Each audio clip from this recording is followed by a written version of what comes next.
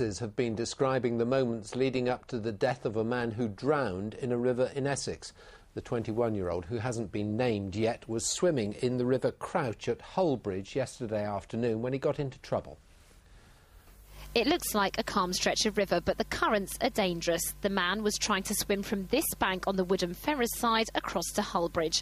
Eyewitnesses say he got about 2/3 of the way across when he got into trouble. I thought he was going to dip and then get back out, but then when I started seeing him swim, he was quite strong. He was swimming quite strong, and then got into trouble, maybe cramped up, and then just started hitting the boats down on the other side there, and just went under, and then he didn't come back up. Emergency services were called to the area around 2:30 yesterday afternoon.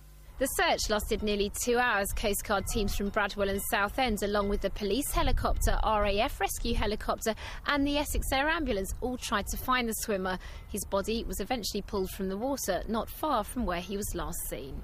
The river's known by locals to have strong currents. At the time, the tide was going out. Eyewitnesses say they think the swimmer got caught up on a mooring. It is dangerous. I've seen quite a few youngsters in that river, and they've tried to get across, and they've had to have a rest and get on a boat and get rescued. A few times people got out with rowing boats and helped them out, but I've seen it 2 or 3 times. But this is the first time I've seen somebody die down here. An inquest by the Essex coroner will take place. His death is not being treated as suspicious. Felicity Simper, BBC Look East, Hullbridge. In July, the government chose Rackheath in Norfolk as one of the first 4 sites for a flagship eco-town. It means 4,000 new homes, all built to stringent environmental standards.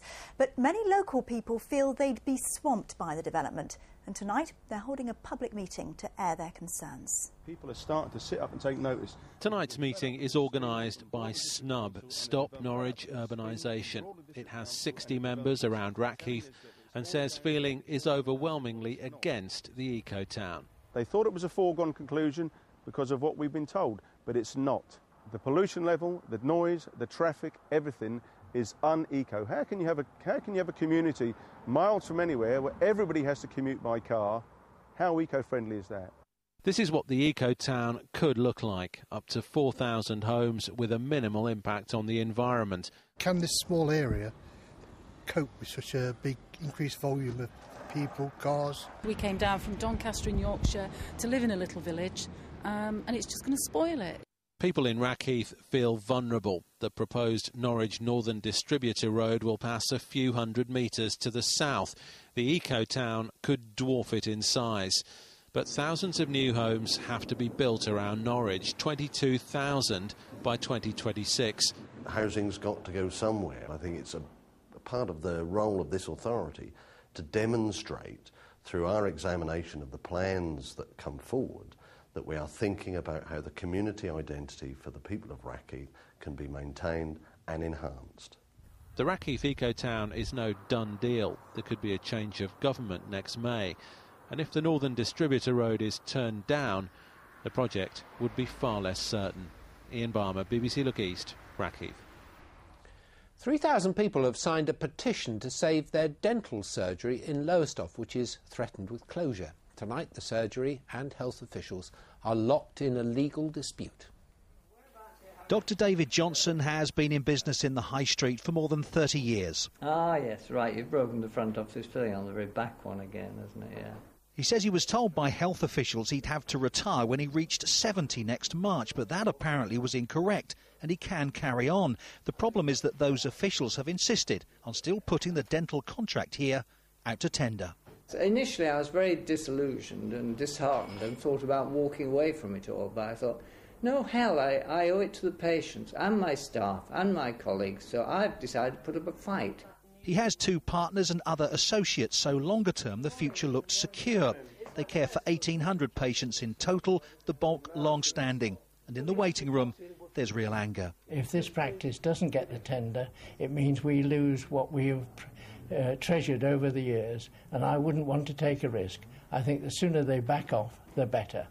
The Primary Care Trust today couldn't comment on the specifics of the case. It's now been referred to an independent adjudicator, but it's adamant it won't let patients down. Absolutely, that will be our commitment. It's our responsibility, and that will be our commitment. We want to continue to have the best dental access in the east of England. In fact, we want to improve it, we want to increase it. So I'm even doing the nonsense thing of tendering for my own practice. It brings up some very interesting questions like, have you any experience of running a practice? And you tend to go, huh?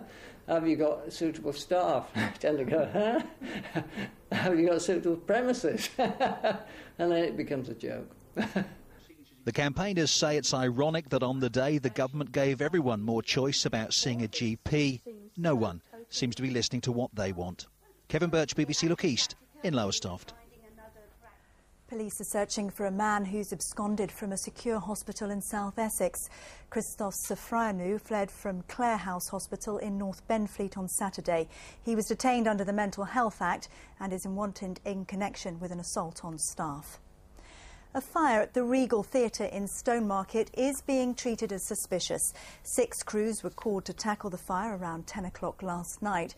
Some homes nearby had to be evacuated. There were fears the fire had spread to a nearby gas main. Surrounding roads were also closed. Now, exams are normally hushed affairs, the squeak of shoes on floorboards, the scrape of pen on paper, but not for students hoping to become a bomb disposal expert with the RAF. After months of training, theirs is a practical exam. It's the kind of job that some people dream of, going to work and blowing things up. But today it's serious business. The students of the RAF bomb disposal course are facing their final tests, and there's an airfield to clear. Who's burning? The bomb disposal team at RAF Wittering has served in Kosovo and Iraq for the last 10 years. Do the safety fuse shuffle, we think. Safety fuse shuffle, yeah. You walk back a lot faster than you walk down.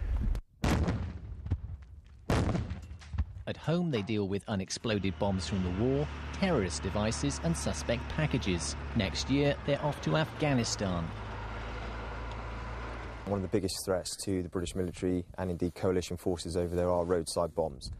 So being bomb disposal, that's what we're required to do out there, is to go and provide a counter-bomb disposal task force, and that's indeed what we'll be doing next year. And for that reason, the training is as thorough and realistic as possible. But this will always be a dangerous job. The people who do it need a sense of humour. At the end of the day, I can walk up to that weapon and it could decide to go off. The cliche is, if you want a guarantee, buy a toaster. Because at the end of the day, if that wants to go off, it will go off.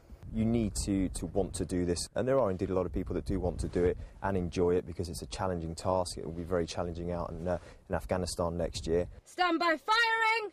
Firing! No!